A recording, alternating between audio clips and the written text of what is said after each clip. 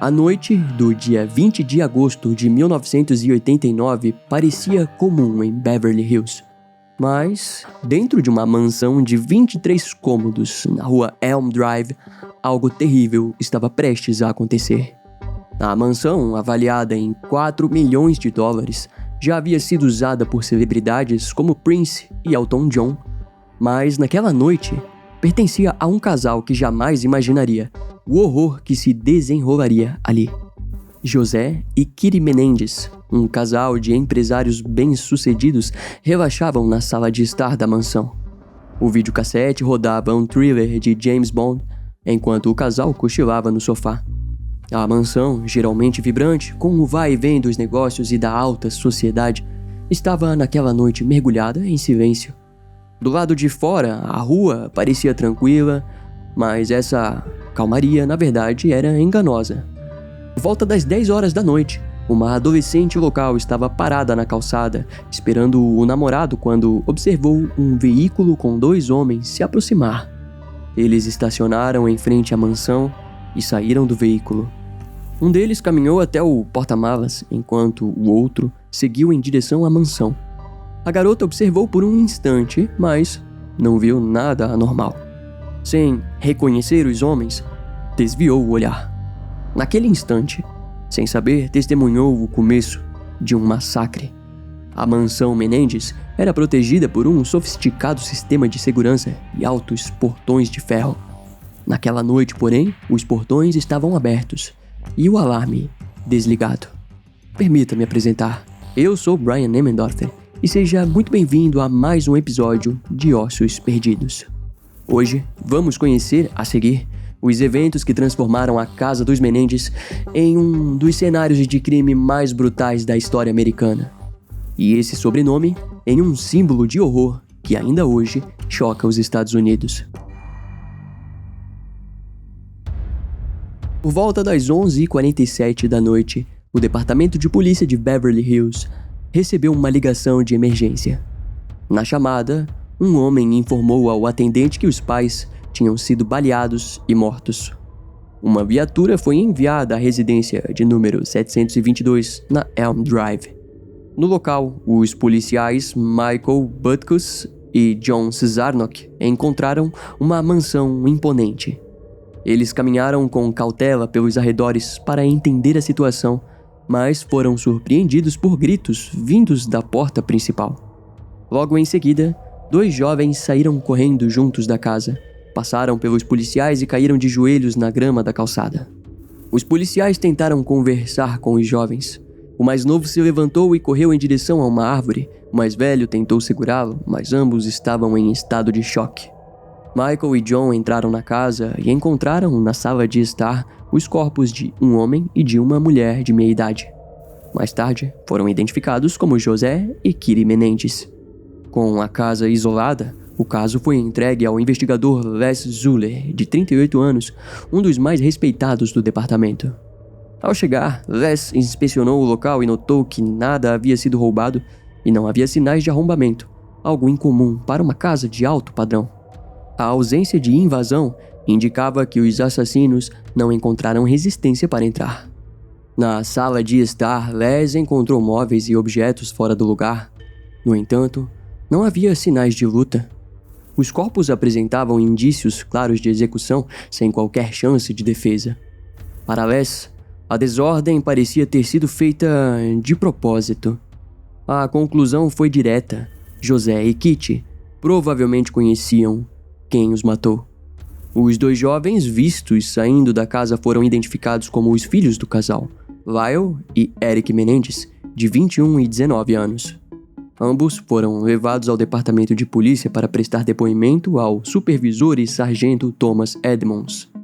Eric estava abalado, soluçava e mal conseguia responder às perguntas. Lyle, por outro lado, estava calmo e relatou as atividades do dia do crime. Pela manhã, ele jogou tênis com Eric na quadra dos fundos da casa. Depois, assistiram a uma partida de tênis pela televisão. Após o almoço, os 2 foram ao shopping e passaram a tarde fazendo compras até por volta das 5 horas da tarde. Mais tarde, tentaram ir ao cinema para assistir Licença para Matar, mas desistiram por causa das filas longas. Acabaram optando então por ver o filme do Batman. Ao fim da sessão, seguiram em direção ao festival gastronômico Taste of LA, em Santa Mônica. Como não sabiam chegar ao evento, ligaram para um amigo, Barry Berman, que estava no local. Os três combinaram de se encontrar no restaurante Cheesecake Factory, em Beverly Hills. Mas, antes disso, Eric percebeu que havia esquecido sua identidade falsa. Então, os irmãos decidiram voltar para casa. Ao retornarem, Lyle e Eric notaram uma fumaça estranha na sala de estar. Segundo o relato de Lyle, ele pensou imediatamente na mãe, que vinha demonstrando sinais de instabilidade emocional nos últimos dias. O sargento Thomas escutou atentamente o depoimento, que depois foi confirmado por Eric. Em uma das últimas perguntas, Thomas quis saber se Lyle conhecia alguém que odiasse seus pais a ponto de matá-los. Lyle sugeriu que, talvez, a máfia local estivesse envolvida. Apesar do comportamento estranho dos irmãos, Thomas não os considerou suspeitos de imediato. Além disso, nenhuma análise de resíduos de pólvora foi feita para verificar se algum dos dois havia disparado armas recentemente. Esse tipo de exame era comum nos Estados Unidos, mas naquela época, os investigadores de Beverly Hills não realizaram de forma rotineira. O teste só era aplicado mediante solicitação do responsável pelo caso, o que não aconteceu no caso dos irmãos Menendez. Nos dias seguintes, os peritos continuaram examinando a residência. Paralelamente, no Instituto Médico Legal do Condado de Los Angeles, o Dr. Irving Golden realizou as necrópsias. No laudo de José Menendez, o médico apontou que o disparo na parte traseira da cabeça foi feito com uma espingarda. O ferimento era tão grande que caberia o punho de um adulto. O cérebro havia sido praticamente pulverizado. Apesar da execução aparente, José também apresentava fraturas graves no rosto e na mandíbula.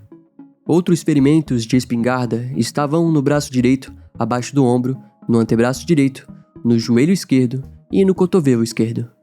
Esse último chamou a atenção do legista, que suspeitou que o primeiro tiro tenha sido disparado enquanto José caminhava na direção do atirador.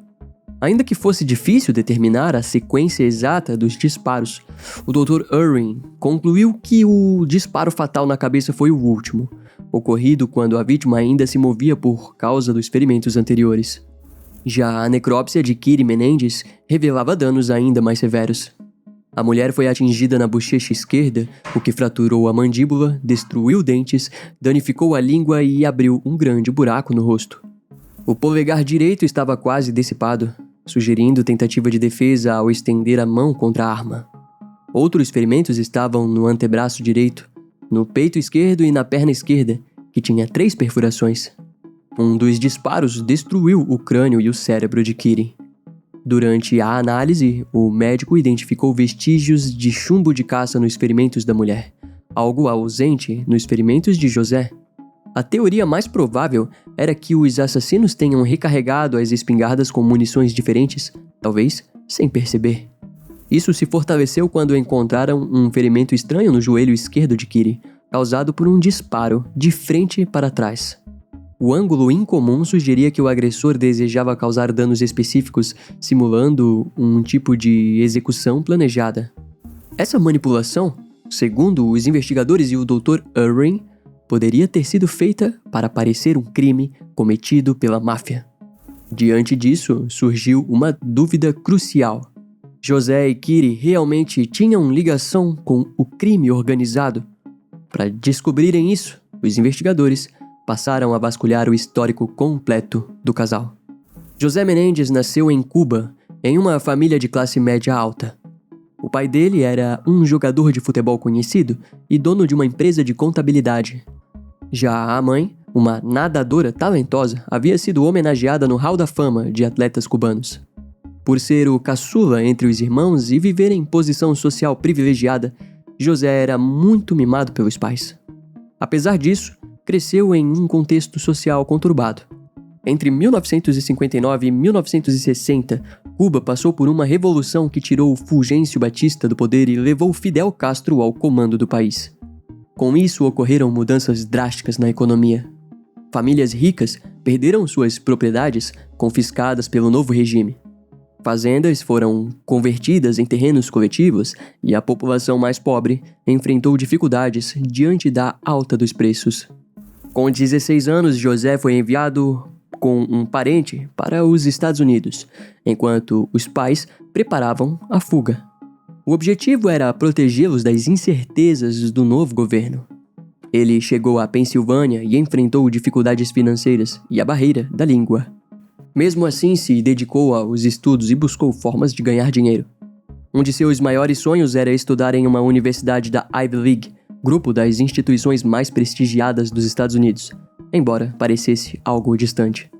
Depois de muito esforço, conseguiu uma vaga na Universidade do Sul de Illinois. Durante o curso, conheceu Kitty Anderson, funcionária no setor de radiodifusão da instituição. Kitty teve uma infância difícil, marcada pela violência e infidelidade do pai contra a mãe. Essas experiências fizeram da jovem uma pessoa retraída e deprimida, mesmo sendo considerada bonita pelos colegas.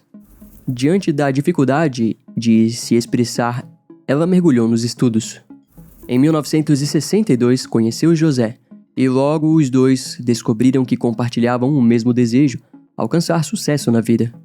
Segundo relatos de amigos, o casal chamava atenção no campus durante a década de 60. A origem cubana de José contrastava com a aparência americana de Kitty, em uma época em que a mistura entre diferentes origens ainda era pouco aceita.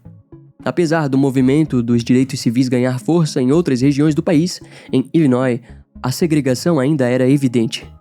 Mesmo assim, José e Kitty ignoraram o preconceito e seguiram juntos. As duas famílias, no entanto, não aceitaram muito bem a relação. Os pais de Kitty questionaram a origem estrangeira do noivo. Já os parentes de José, que haviam se estabelecido nos Estados Unidos, criticavam o fato de os pais de Kitty serem divorciados e consideravam José muito jovem para casar. Diante da resistência familiar, o casal fugiu em 1963, logo após Kitty concluir a graduação em Ciências da Comunicação. Se casaram em outra cidade e depois se mudaram para Nova York, onde os parentes de José viviam. Nos anos seguintes, José e Kitty se dedicaram aos estudos e à preparação profissional. Kitty sonhava trabalhar com radiodifusão, mas abandonou esse plano para acompanhar o marido na área dos negócios. Em 1967, José concluiu a graduação na Universidade do Queens e foi contratado pela Coopers & Lybrand, empresa internacional de contabilidade. Kitty, por sua vez, tornou-se professora em uma escola primária de Nova York. Nesse período, o casal teve o primeiro filho, Lyle Menendez. 2 anos depois, durante uma reunião com o Lion Container, cliente da Coopers & Lybrand, José causou boa impressão e foi convidado para o cargo de gerente na empresa, situada em Hinsdale, Illinois. Com o avanço profissional, José levou a família para o novo estado e Kitty passou a se dedicar exclusivamente à maternidade. Em 1970, José já ocupava a presidência da Lion Container, mas sua permanência no cargo foi breve. Um conflito com o presidente do conselho resultou em sua demissão.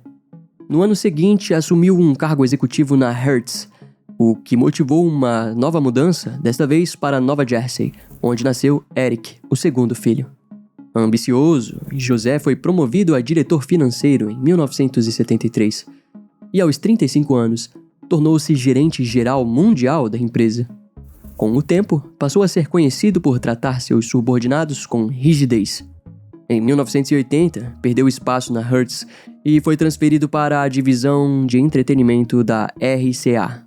Na RCA, assumiu a gestão do setor fonográfico, que enfrentava dificuldades devido aos contratos com artistas em declínio. José buscou reverter a situação ao contratar bandas como Eurythmics e Jefferson Starship. Porém, adotou práticas controversas, como inflar as vendas com envios excessivos de álbuns às lojas. Essas ações geraram prejuízos. Em 1986, a empresa amargou uma perda de 25 milhões de dólares por devoluções de discos. Apesar disso, José foi promovido em 1985 a vice-presidente executivo e diretor de operações mundiais da RCA Records. A empresa ainda se mantinha como uma das maiores distribuidoras de vídeos nos Estados Unidos. Embora demonstrasse excelência profissional, seu comportamento como marido deixava a desejar. José tomava decisões sem consultar Kitty, que o deixava agir livremente. Essa autonomia resultou em infidelidades com diversas mulheres. No passado, havia se envolvido com uma empresária autoconfiante de Manhattan, chamada Louise, de cabelos escuros. Kitty demorou a desconfiar do comportamento do marido até que descobriu outro caso e decidiu sair de casa. José a convenceu a retornar, possivelmente por preocupações com o bem-estar dos filhos, Eric e Lyle. Kitty sabia como era viver em um ambiente marcado por traições. Em 1986, José decidiu revelar o relacionamento com Louise e outras amantes que haviam sido mantidas em segredo. A confissão despertou em Kitty lembranças dolorosas e desencadeou um quadro depressivo, no qual chegou a mencionar ideias suicidas. A vida do casal entrava em colapso. Kitty enfrentava sofrimento emocional, e José, além de ser um marido ausente e infiel, via sua carreira na RCA se aproximar do fim.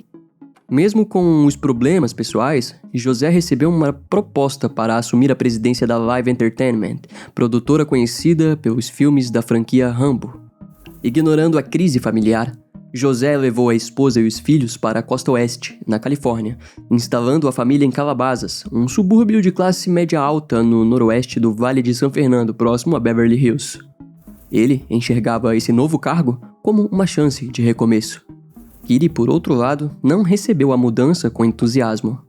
A mulher, em depressão, preferia a outra casa que o casal havia tido, localizada fora da Califórnia. Apenas Eric acompanhou os pais na mudança. Lyle ficou em Princeton para cursar a faculdade, mas visitava Calabasas com frequência. O novo contrato de trabalho parecia promissor.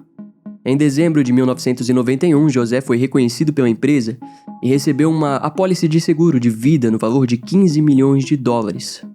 A família Menendez também foi incluída em uma segunda apólice, avaliada em $5 milhões. Apesar da postura autoritária e de personalidade difícil, José havia acumulado muito dinheiro ao longo da carreira. Os investigadores concluíram que, no geral, José não tinha inimigos. As amantes não demonstravam motivos para desejar a morte do executivo. No entanto, uma movimentação financeira incomum chamou a atenção. Após a morte de José e Kitty, o dinheiro da família passou a ser manipulado pelos novos beneficiários, os filhos Eric e Lyle Menendez. No dia 25 de agosto de 1989, os irmãos Menendez organizaram o Memorial dos Pais em Los Angeles. Durante a cerimônia, reencontraram figuras influentes do meio empresarial onde José e Kitty atuavam. Os dois chegaram com quase 1 hora de atraso. Eric aparentava forte desconforto, o rosto estava inchado e avermelhado. Já Lyle parecia calmo e determinado a demonstrar que assumiria o lugar do pai como novo líder da família.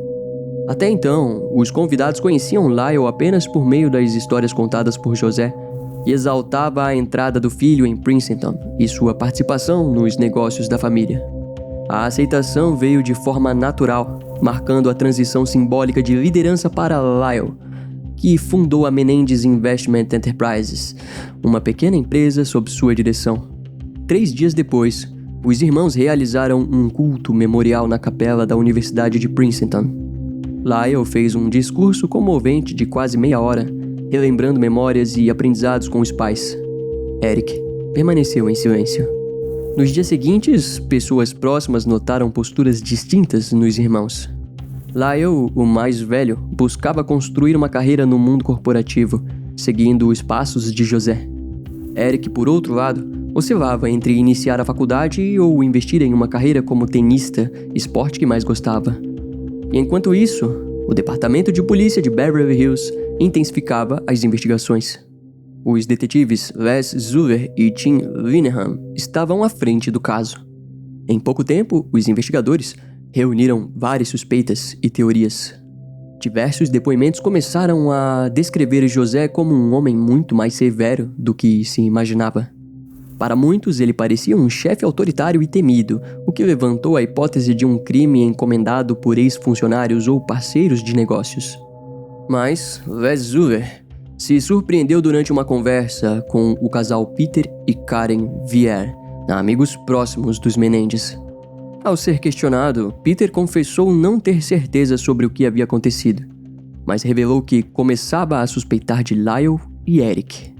O investigador perguntou por que ele pensava assim. Peter explicou que os irmãos sempre pareceram bons demais, educados demais e, de alguma forma, estranhos. Segundo ele, havia algo que não se encaixava. O comentário intrigou Les, que decidiu iniciar uma investigação focada nos filhos do casal.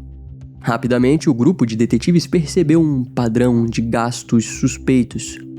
Após a morte dos pais, Eric e Lyle começaram a esbanjar dinheiro.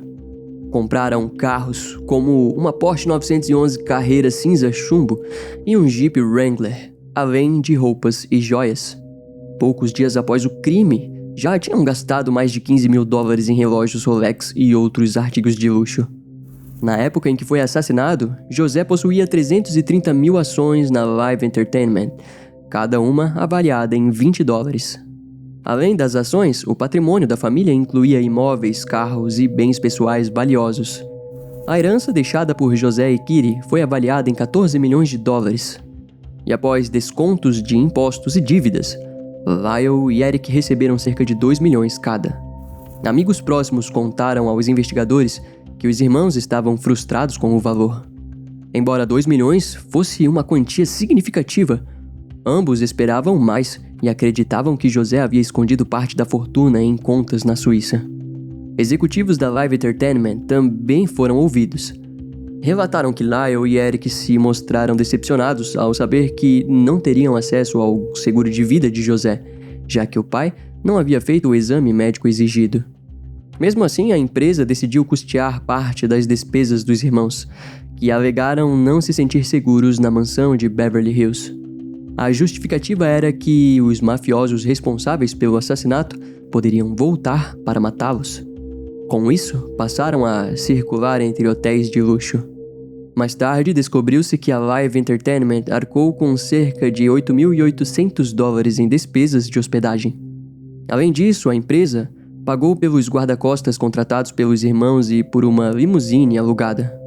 Esses seguranças relataram comportamentos estranhos de Lyle, que chegou a saltar da limusine em movimento para comprar objetos que via na rua. Em outra ocasião, gastou $24 mil em equipamentos de som. Os guarda-costas acabaram demitidos. Quando questionado, Lyle afirmou que um tio de Nova Jersey havia feito contato com a máfia e conseguido um suposto acordo de paz. O homem mencionado era de meia-idade, sem conexões conhecidas com o crime organizado, o que gerou dúvidas nos investigadores. A informação aumentou a desconfiança da polícia. Após passarem por vários hotéis, os irmãos alugaram apartamentos em Marina del Rey.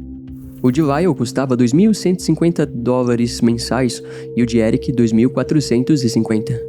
Pouco depois, deram entrada em uma cobertura avaliada em $990 mil, mas o financiamento foi negado. Apesar disso, os gastos continuaram por toda a Califórnia. Em outubro de 1989, Lyle usou um cartão de crédito de José para fazer compras que somaram $90 mil. Nesse período, ele também fez diversas viagens de avião, alegando estar envolvido em negociações de negócios. Em certo momento, Lyle decidiu transformar amigos em diretores da empresa Menendez Investment Enterprises.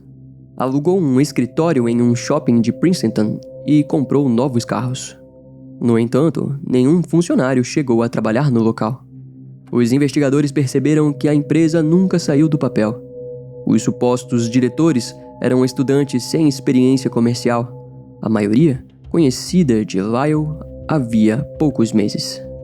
Para a polícia, Lyle apenas encenava o papel de empresário, embora se vestisse como um investidor experiente.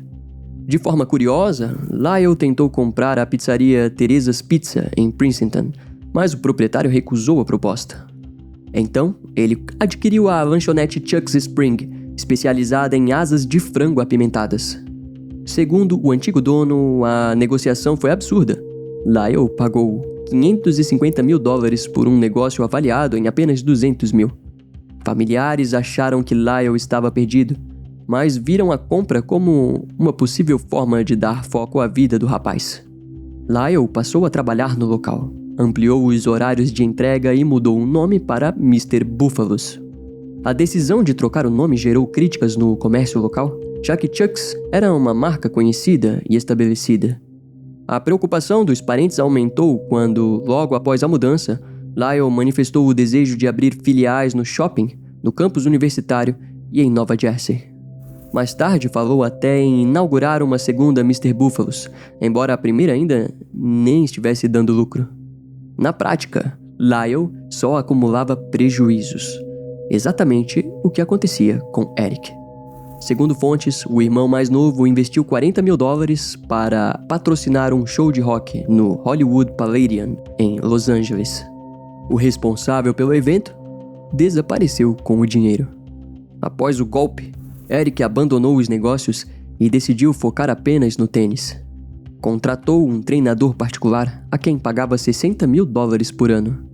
Os irmãos passaram a viajar com frequência e a gastar valores altos. Esse padrão chamou a atenção dos investigadores, que passaram a considerar seriamente a hipótese do envolvimento de Eric e Lyle no assassinato dos pais. A suspeita ganhou força quando Glenn Stevens, amigo de Lyle, revelou que o jovem havia contratado 2 especialistas em computação para apagar arquivos do computador pessoal. Um dos técnicos confirmou que havia sido contratado para eliminar permanentemente os dados da máquina. No dia 24 de outubro, o detetive Les Zuller entrevistou o Eric Menendez na mansão de Beverly Hills. Durante a conversa, Eric mencionou que estava em conflito com o irmão por causa dos gastos excessivos de Lyle. Ele também disse que o irmão estava começando a agir de forma semelhante ao pai.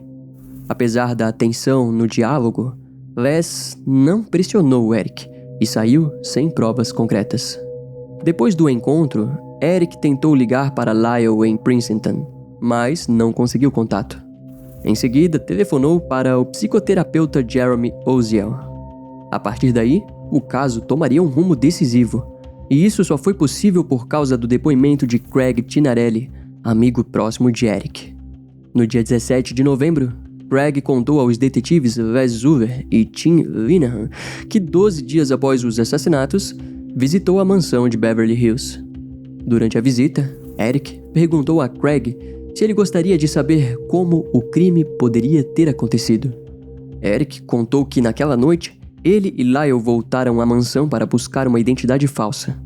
Após pegarem o documento, enquanto Eric caminhava até o carro, Lyle apareceu com 2 espingardas e disse que era hora de agir. Segundo Craig, o plano era simples. Lyle atiraria em José e Eric seria responsável por matar Kitty. Os detalhes impressionaram os investigadores, ainda mais quando Craig revelou que Eric descreveu a entrada na sala de estar, onde encontraram o pai. José foi atingido por Lyle e tentou fugir, mas acabou morto logo depois. Eric contou que não conseguiu atirar na mãe. Quando Kitty tentou escapar, Lyle a atingiu. Após a morte da mulher, Eric disse que se aproximou e atirou 2 vezes. Apesar da riqueza de detalhes, os investigadores ficaram preocupados com a forma como Eric se expressou, dizendo a Craig: "Quer saber como o crime poderia ter acontecido?" Era como se estivesse confessando indiretamente, usando uma narrativa hipotética que não poderia ser usada judicialmente.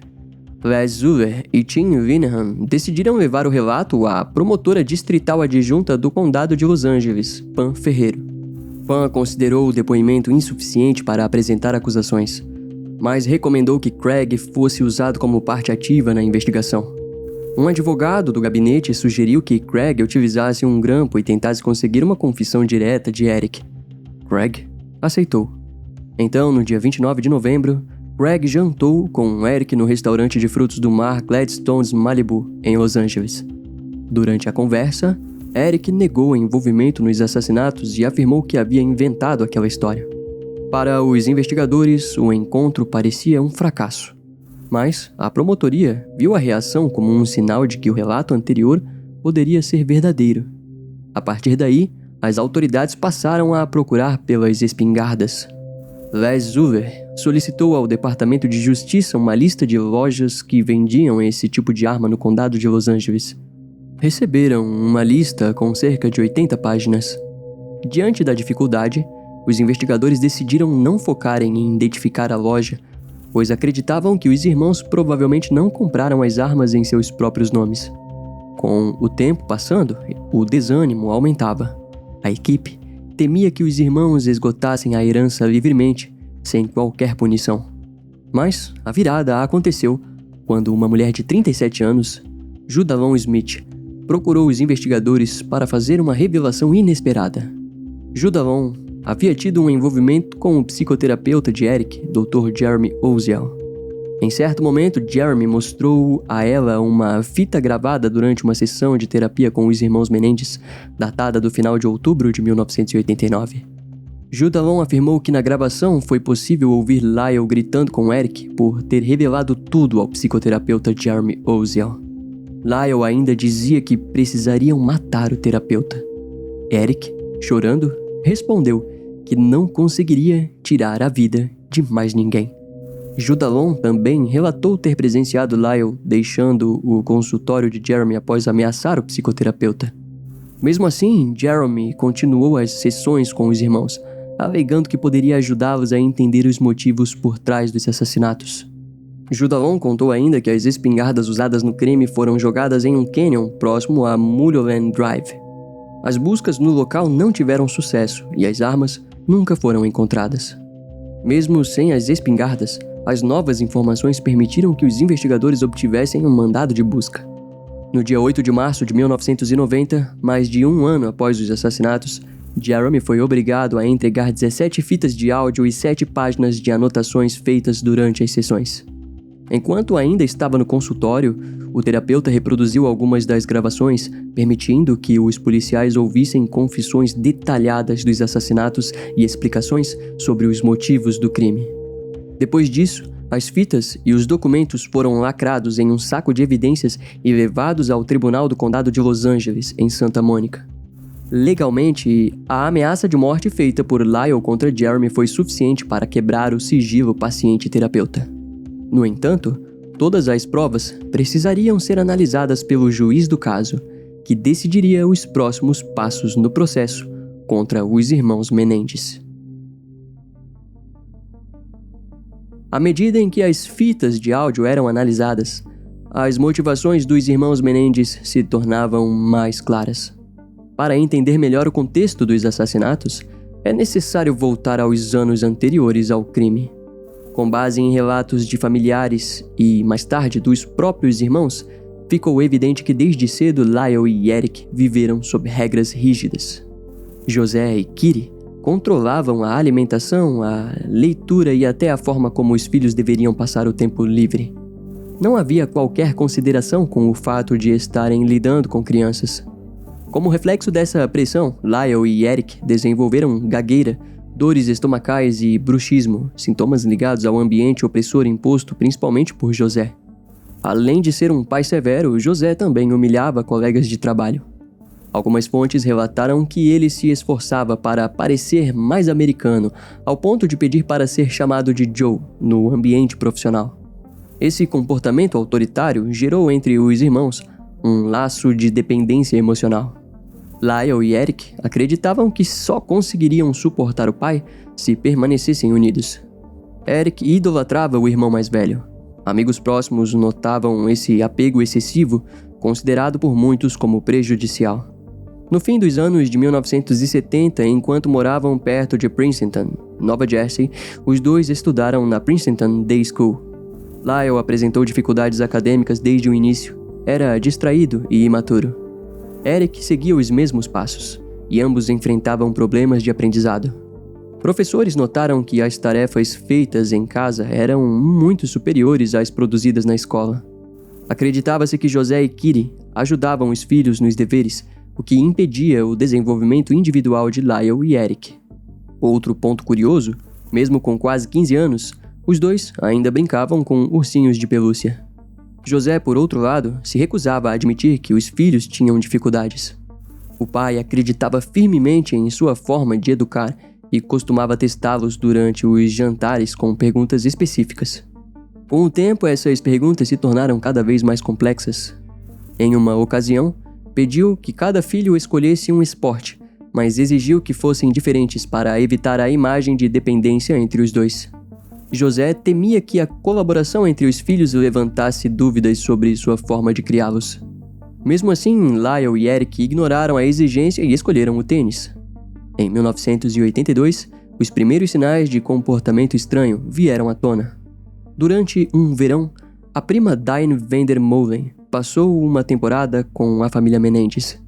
Certa noite, enquanto brincavam de lutinha, os irmãos subitamente atacaram Diane, arrancando parte das roupas. Depois, amarraram a garota e tiraram o restante. Assustada, Diane gritou, o que fez Lyle e Eric pararem imediatamente, visivelmente confusos com a situação. Mais tarde, Lyle atacou Diane novamente, dessa vez enquanto assistiam televisão. Sem aviso, ele pulou sobre a prima e começou a tocar os seios da jovem. O ataque cessou quando Diane reagiu com resistência. Na mesma época, Lyle iniciou um namoro com Stacy Feldman, gerente do time masculino de tênis da escola. Professores viam o relacionamento com bons olhos, considerando ambos uma influência positiva um para o outro. Durante o tempo juntos, Lyle presenteou Stacy com joias e itens caros. O casal chegou a sonhar com um casamento e vida em comum. No entanto, com o passar do tempo, Stacy percebeu que ainda tinha muito a viver. Ao ser aceita na faculdade, decidiu terminar o namoro. Lyle ficou devastado com o rompimento. Tentou presenteá-la com um casaco de pele ainda mais caro que os anteriores, mas Stacy recusou e confirmou o fim do relacionamento. Depois disso, Lyle tentou focar nos estudos, embora jamais tivesse gosto por estudar. O desejo real era abrir um restaurante, sem cursar faculdade. Seu pai, José, discordava completamente. Sonhava em ver o filho em uma universidade da Ivy League, meta que antes era dele próprio e agora projetava em Lyle. Apesar disso, José sabia que o filho nunca teve um bom desempenho acadêmico para alcançar esse objetivo. Em 1986, Lyle se candidatou à Universidade de Princeton e foi rejeitado. Após a negativa, Lyle ingressou em uma faculdade local e reenviou a inscrição para Princeton. E enquanto aguardava a resposta, conheceu a garçonete Jamie Pisarcik. O relacionamento foi mal visto por José e Kitty, que acreditavam que Jamie se aproximava de Lyle por interesses financeiros. Apesar das críticas, Lyle foi aceito em Princeton aos 19 anos. No entanto, também pediu Jamie em noivado no mesmo período, o que irritou José. Decidido a encerrar a relação, José usou o fato de que Jamie também era instrutora de tênis. Durante uma viagem profissional ao Alabama, ela recebeu uma oferta de patrocínio de uma empresa europeia, articulada por José, que exigia uma mudança para outro país. Mesmo assim, Lyle seguiu a noiva até a Europa, negligenciando os estudos em Princeton. Após o retorno, Lyle assinou o Código de Honra da Universidade, um compromisso formal de conduta exigido dos alunos. Porém, ele não levou a carta a sério. No primeiro semestre, Lyle foi acusado de plágio por ter copiado o trabalho de um colega nas aulas de psicologia e apresentado como se fosse autor do conteúdo. Ao descobrir a infração, José redigiu uma declaração sobre ética para ser entregue ao comitê disciplinar da universidade. Mesmo assim, durante a audiência, Lyle foi considerado culpado e suspenso por 1 ano de Princeton. José tentou contestar a punição aplicada pela universidade, alegando que a suspensão era exagerada, já que Lyle havia plagiado apenas uma tarefa simples, e não um trabalho relevante. O comitê discordou e manteve a suspensão. Com o afastamento, José decidiu levar o filho para trabalhar na Live Entertainment. Na empresa, Lyle ficou encarregado de revisar relatórios de despesas e sugerir formas de reduzir os gastos operacionais. Durante esse período, Lyle percebeu que os funcionários tinham medo de José. Reuniões com o pai exigiam agendamento e qualquer repreensão ocorria em público, nunca em particular. Isso fez com que Lyle se sentisse sufocado por ser filho de um dos homens mais temidos da empresa. Colegas, no entanto, descreveram o comportamento de Lyle como desagradável, arrogante e egocêntrico. Em dias quentes, ele faltava sem aviso para jogar tênis. Após alguns meses, José tomou conhecimento dessas atitudes e demitiu o próprio filho. No outono de 1988, Lyle retornou a Princeton, mas se irritou ao descobrir que teria um colega de quarto. Anteriormente havia ficado em um quarto individual, mesmo que menor. Insatisfeito, jogou os pertences do novo colega para fora. Mais uma vez, José interveio e enviou uma carta à universidade, garantindo outro quarto individual para o filho. Nesse período, Lyle terminou o relacionamento com Jamie, mas iniciou outro na primavera de 1989, dessa vez com Christy, uma modelo de 30 anos. A nova relação incomodou José e Kitty, que viam a diferença de idade, ela sendo mais velha, como um problema. Pouco depois, o casal descobriu que Lyle também passou a odiar Princeton e que queria mudar de universidade. José foi categórico e o obrigou a permanecer. Enquanto isso, Eric crescia à sombra do irmão, mas com comportamentos ainda mais incomuns. Após se formar na escola, trouxe preocupações para os pais. Kitty passou a suspeitar que o filho fosse homossexual e exigiu que ele começasse um relacionamento com alguma garota. Quando Eric iniciou um namoro, o comportamento se tornou preocupante. Durante uma briga, ele trancou a namorada no quarto por um longo tempo. A jovem ficou gritando até conseguir sair. Mais tarde, ela declarou que Eric foi o homem mais estranho que conheceu, descrevendo ele como arrogante, inseguro e emocionalmente instável. Depois de Stacy, Eric namorou Janice, uma jovem rica. Porém, o vínculo mais forte de Eric era com Craig Tinarelli, antigo colega de escola e futuramente uma das principais fontes no caso Menendez. Durante a investigação do passado dos irmãos, descobriu-se que em julho de 1988, Lyle e Eric haviam invadido casas de amigos. Em cerca de um ano, roubaram aproximadamente $100 mil em bens. O caso foi investigado pelo xerife do condado de Los Angeles. A conexão surgiu quando Eric foi parado por infração de trânsito e no carro, a polícia encontrou um item furtado. José ficou furioso. Contratou o advogado criminalista mais caro que conhecia, Gerald Shaleff.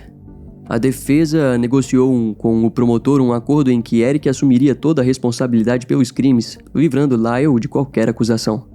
Eric foi condenado a prestar serviço comunitário.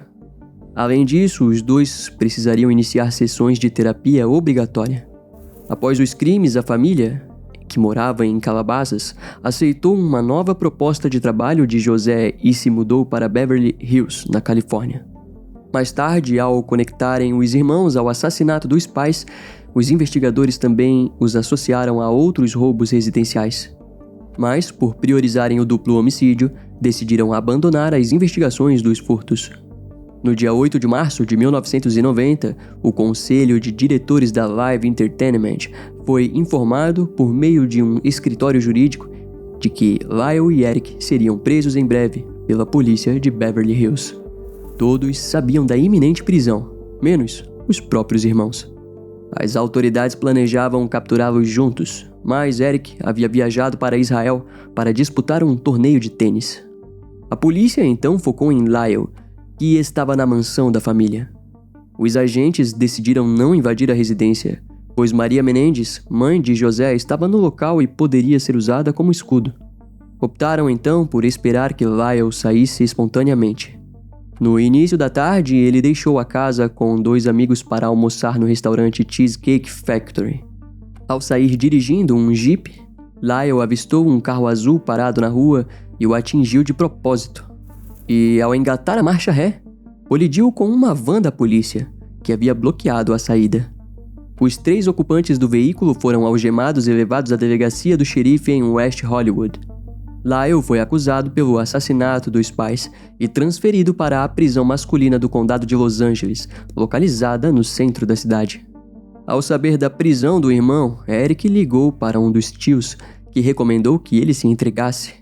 As autoridades temiam uma fuga, mas os familiares garantiram que Eric era emocionalmente dependente de Lyle e o seguiria até o fim.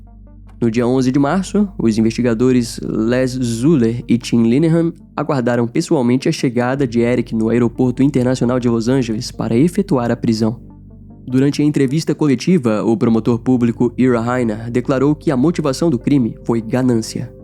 Ele afirmou ainda que, se condenados, os irmãos enfrentariam a pena de morte na Câmara de Gás de San Quentin. O caso, um dos mais marcantes do fim dos anos 80, chocou o público pelo contraste entre o crime brutal e o estilo de vida da família envolvida. Lyle e Eric tinham acesso a tudo, mas por razões desconhecidas, nada parecia suficiente. E isso culminou no assassinato dos pais e no fim da liberdade dos dois irmãos. Embora a prisão dos irmãos Menendez tenha surpreendido o público, o Departamento de Polícia de Beverly Hills ainda não possuía provas concretas ligando Lyle e Eric aos assassinatos. Diante da pressão, os investigadores Les Zuller e Tim Linehan intensificaram a busca por qualquer evidência, especialmente sobre a origem das espingardas. Com base no depoimento de Judavon Smith, que afirmou que as armas foram descartadas em um canyon, surgiu a hipótese de que a compra havia sido feita em San Diego. A investigação começou com uma extensa lista de lojas. A primeira aposta foi uma pequena loja próxima à rodovia que liga Los Angeles a San Diego, mas nada foi encontrado. Les Zuller então buscou lojas menores, sem sucesso. A nova estratégia foi focar em estabelecimentos que ofereciam descontos. Assim chegaram à loja Big Five, na rua Convoy. Lá encontraram registros da venda de 2 espingardas Mossberg calibre 12, cada uma por $199. A compra havia sido feita no dia 18 de agosto de 1989, assinada por Donovan J. Goodrue e com endereço em San Diego. O endereço era falso, mas o número da carteira de motorista do formulário pertencia a Donovan. Localizado pelos investigadores, Donovan provou que estava em Nova York no dia da compra, gerenciando um restaurante. Ao ver o formulário, Donovan disse que não reconhecia a assinatura e revelou ter perdido a carteira de motorista. Com base nessas informações, a promotoria solicitou exames grafotécnicos para comparar a caligrafia de Lyle e Eric com a do formulário. Eric se recusou e Lyle aceitou. Os investigadores descobriram que Lyle e Donovan haviam estudado juntos por um breve período na universidade, tornando plausível que Lyle tenha roubado o documento. E com o caso ganhando consistência, a família contratou uma das melhores advogadas disponíveis, Leslie Abramson. Pequena em estatura, Leslie era conhecida por sua língua afiada e postura combativa. Na época, sua reputação nos tribunais era tão forte que muitos juízes não gostavam de vê-la no tribunal. Ao assumir a defesa de Lyle e Eric, Leslie trazia no currículo 14 casos de homicídio de alto nível, onde apenas um cliente havia recebido a pena de morte. Por mais chocantes que fossem os fatos, Leslie estava determinada a impedir a condenação dos irmãos à morte. No dia 26 de março de 1990, ocorreu a primeira audiência no Tribunal Municipal de Beverly Hills. Ali, Lyle e Eric Menendez ficaram frente a frente com a juíza Judith Stein. Ao entrarem na sala do tribunal, Lyle e Eric sorriram e acenaram para amigos e familiares, agindo como se a defesa fosse resolver tudo rapidamente. A juíza Judith notou a arrogância dos irmãos e não disfarçou a antipatia pelas atitudes brincalhonas dos dois. Em certo momento, exigiu que ambos se levantassem e a encarassem. Lyle e Eric mal contiveram o riso. Nos meses seguintes, enquanto o julgamento não começava, o Tribunal Superior de Santa Mônica avaliou a validade da confidencialidade entre os irmãos e o psicoterapeuta Jeremy Oziel. O juiz Jamie Albrecht decidiu que 3 fitas de áudio deveriam ser entregues ao gabinete da promotoria. Em uma gravação de 11 de dezembro de 1989, os irmãos foram ouvidos discutindo detalhes do assassinato. Essa fita se tornaria a principal prova da promotoria. Outras gravações mostraram que Lyle e Eric assistiram à minissérie Clube dos Meninos Bilionários, exibida no dia 30 e 31 de julho de 1989, que retratava jovens de Beverly Hills envolvidos em 2 assassinatos, incluindo o do pai e de um dos membros. A semelhança com o caso real chamou a atenção. Os irmãos negaram qualquer influência do filme, mas a coincidência gerou debate.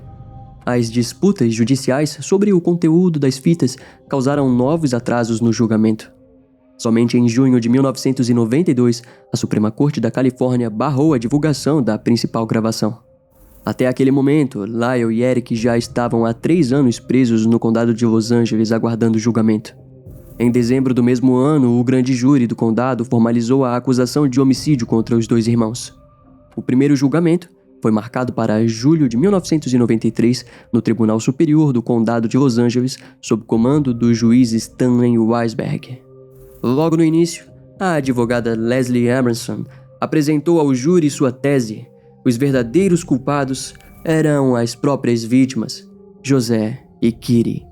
Segundo a advogada, Lyle e Eric viveram por anos sob medo constante, instigado por abusos psicológicos e físicos, principalmente por parte de José.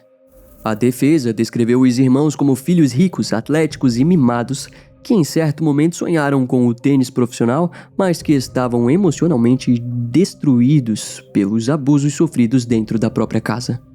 A promotoria foi pega de surpresa, pois até então os irmãos jamais haviam mencionado qualquer tipo de abuso.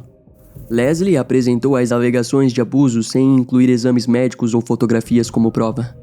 Mesmo assim, a promotoria entendeu que a intenção era construir uma narrativa emocional. A estratégia ficou evidente já no primeiro dia de julgamento, quando Lyle e Eric compareceram ao tribunal vestindo suéteres infantis, camisas esportivas e calças caqui, numa tentativa de parecerem adolescentes de 12 e 15 anos, não homens adultos de 25 e 22. A defesa queria convencer o júri de que os irmãos nunca amadureceram emocionalmente. Durante o julgamento, Leslie reforçava essa imagem ao tratá-los como crianças. Era vista ajustando o suéter dos irmãos, colocando a mão nos ombros de ambos, como uma mãe com filhos pequenos. A mensagem estava clara. Leslie não estava ali para defender assassinos, mas 2 jovens incompreendidos. A promotoria se incomodou com essa encenação, mas contava com um volume robusto de evidências. A promotora Pam Bozanic iniciou sua exposição, descrevendo a brutalidade dos assassinatos. Segundo ela, José e Kitty estavam tranquilos na sala de estar quando os filhos surgiram de surpresa e executaram o casal a sangue frio. Pam destacou que Lyle e Eric eram mentirosos habituais e que fariam qualquer coisa para escapar da prisão. Isso incluía, segundo a promotoria, inventar uma história de abuso infantil para escapar da pena de morte. Pam também destacou os gastos extravagantes dos irmãos logo após os crimes, comprando itens caros e fúteis, sem qualquer remorso. A defesa insistia que o júri precisava entender a motivação por trás dos assassinatos. O argumento era que tudo começou quando Eric contou a Lyle que havia sido abusado sexualmente por José durante 12 anos. A revelação teria abalado Lyle, que confrontou o pai dizendo que o abuso acabaria. José então teria respondido que faria o que quisesse com o filho e que não aceitaria ameaças. Pouco depois, os irmãos teriam viajado a San Diego e comprado 2 espingardas usando a carteira de motorista de Donovan Goodrow. Sobre o silêncio anterior em relação aos abusos, a defesa afirmou que Eric sentia profunda vergonha, embora mais tarde tenha compartilhado a informação com alguns familiares.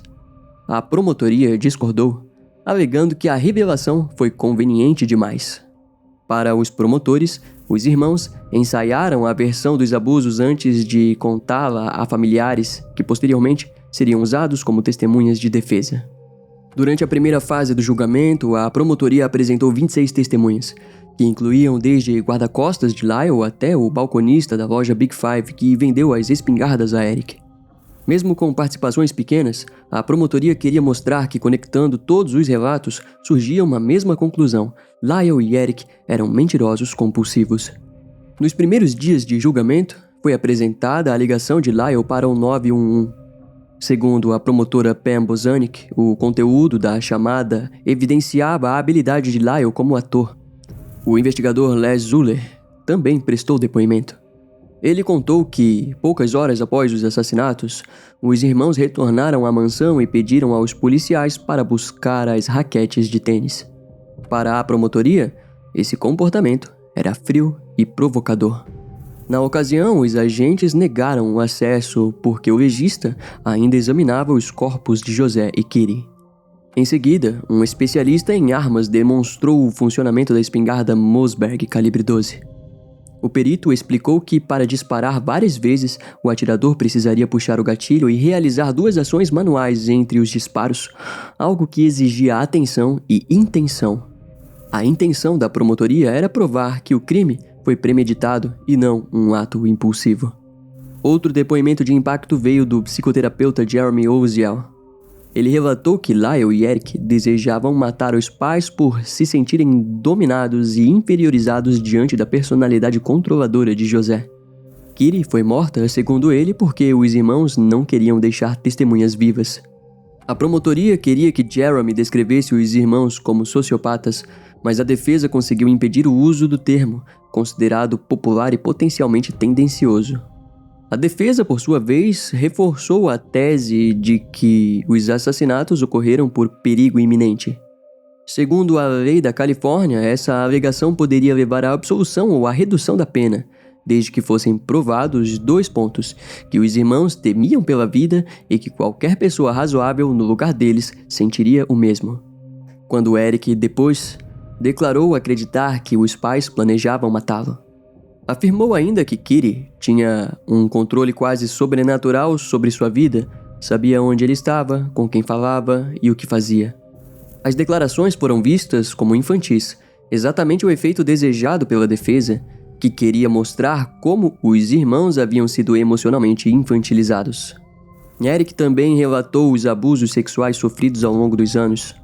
Em um momento impactante, revelou que passou a colocar canela no chá e no café do pai, após ouvir de colegas que isso alterava o gosto do sêmen. Após longas semanas de julgamento, o júri entrou em deliberação no fim de 1993. No dia 13 de janeiro de 1994, após 16 dias, os jurados anunciaram um impasse. Não chegaram a um consenso sobre as acusações. Com isso, o processo foi estendido. No fim de janeiro, o júri declarou um impasse ao decidir se os irmãos Menendez eram assassinos ou vítimas de anos de abuso. Então, o juiz resolveu anular os julgamentos. Em agosto de 1994, um novo processo começou. Dessa vez, a promotora veio mais preparada, alegando que Lyle e Eric executaram os pais e atiraram nas pernas das vítimas para simular uma execução da máfia. O especialista Roger McCarthy, da Failure Analysis Associates, reconstruiu os assassinatos, disparo por disparo, com uma animação computadorizada apresentada ao júri. Segundo a promotoria, os irmãos entraram pela porta do escritório e caminharam até a sala de estar, nos fundos da casa, iluminada apenas pela luz da televisão. José cochilava no sofá bege, sentado na extremidade próxima ao corredor. Suas pernas estavam esticadas, os pés apoiados na mesa de centro, ao lado de 2 pratos com restos de frutas vermelhas e sorvete. Kitty estava deitada sob um cobertor, com a cabeça apoiada no colo de José. Um dos irmãos apontou a espingarda para o casal e atirou. 2 disparos acertaram José. Um estilhaçou o vidro e lascou a madeira das portas francesas atrás do sofá. Um projétil atingiu o cotovelo esquerdo de José. Outro, o braço direito. Depois, mais um disparo. Ele ficou imobilizado pelos disparos. Em seguida, um dos irmãos foi até a parte de trás do sofá, encostou a espingarda na nuca do pai e atirou. O disparo abriu a parte de trás da cabeça de José, que tombou morto sobre o sofá, inclinado para a direita. As mãos repousavam no estômago, os pés no chão. Com os primeiros disparos, Kitty acordou coberta de sangue e tecido do marido. Assustada, tentou fugir, mas deu apenas alguns passos antes de ser atingida na perna direita e no braço direito. Ela caiu entre o sofá e a mesa de centro.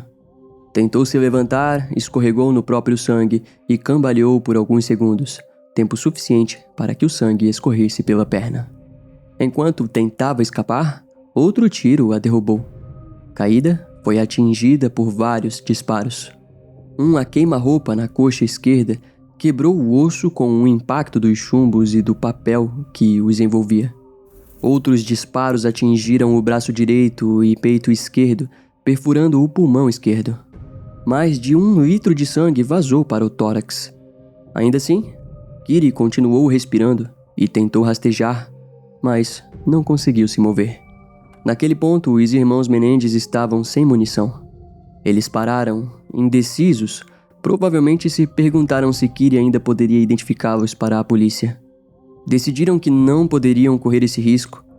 Correram até o carro, pegaram mais munição e recarregaram as espingardas com chumbo grosso, diferente das balas anteriores de esferas menores.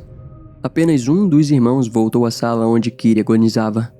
Esse irmão se inclinou sobre a mesa de centro, encostou a espingarda na bochecha esquerda da mãe e atirou. O corpo de Kitty foi atingido 10 vezes. 4 disparos acertaram a cabeça, destruindo completamente o crânio. Depois, os irmãos dispararam contra os próprios joelhos e recolheram cuidadosamente os cartuchos do chão ensanguentados.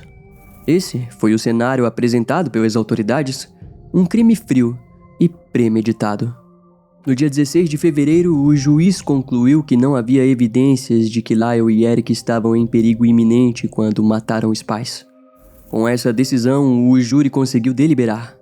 Ambos foram condenados por homicídio qualificado em 1º grau e conspiração para matar.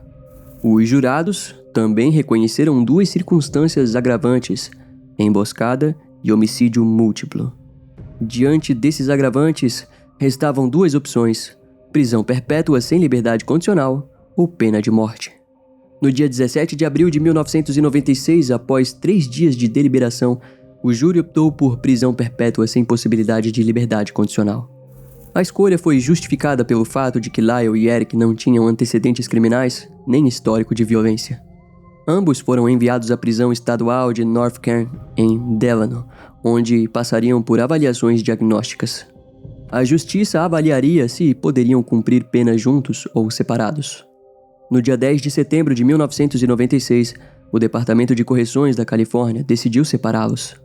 Lyle foi transferido para a Instituição Correcional da Califórnia e Eric para a prisão estadual próxima a Sacramento. Os 2 foram classificados como prisioneiros de segurança máxima e mantidos isolados. A advogada Leslie Abramson se opôs à separação, chamando a medida de cruel e punitiva. Em 1999, ela entrou com pedidos de habeas corpus, todos negados pela Suprema Corte da Califórnia. Depois, a defesa recorreu ao Tribunal Distrital dos Estados Unidos, que rejeitou os pedidos em 2003. Em 2005, o Tribunal de Apelações manteve a decisão. Durante o início do confinamento, Lyle passou grande parte do tempo ao telefone. Lyle conversava com o gerente do restaurante dele por telefone, o que gerou reclamações de outros presos sobre a duração das ligações. Já Eric foi flagrado em um momento íntimo com um prisioneiro, mas o episódio não se repetiu. No dia 4 de abril de 2018, surgiu uma nova atualização. Lyle foi transferido para a mesma unidade habitacional que Eric, e os 2 se reencontraram após 22 anos separados. Além disso, os advogados atuais dos irmãos Geragos e Cliff Gardner apresentaram um novo pedido de habeas corpus, dessa vez com novas evidências. Uma delas foi uma carta escrita por Eric meses antes dos assassinatos, enviada ao primo Andy Cano. Nela, Eric expressava repulsa pelo pai, mencionando os abusos e criticando o fato de José ter engordado, o que tornava tudo ainda mais sufocante. Os advogados também incluíram o depoimento de Roy Rossello, que afirmou ter sido abusado sexualmente por José Menendez. Com o novo habeas corpus aceito, o promotor atual do condado de Los Angeles, George Gascon, recomendou uma nova sentença para os irmãos, o que pode torná-los elegíveis para a liberdade condicional. A notícia repercutiu fortemente nas redes sociais, especialmente após Kim Kardashian comentar no Instagram que os irmãos Menendez estavam recebendo uma nova chance de vida. Kim Kardashian é conhecida também por se envolver em temas de justiça criminal nos Estados Unidos, principalmente os que envolvem abusos e injustiças. Ela acredita que na época do julgamento não foi dada a devida atenção aos efeitos dos abusos que ambos os irmãos sofreram nas mãos de José Menendez. No momento, Lyle Menendez já está com 57 anos, dos quais 35 passou preso. Eric está com 54. A recepção do mundo com essa notícia tem sido neutra. A grande maioria das pessoas segue apenas aguardando o decorrer do que será decidido. Boa parte dessa neutralidade tem sido reflexo da forma como a sociedade americana lidou com a notícia. A família Menendez está esperançosa e acredita que não há mais propósito em mantê-los presos, mas isso é algo que apenas a justiça pode decidir.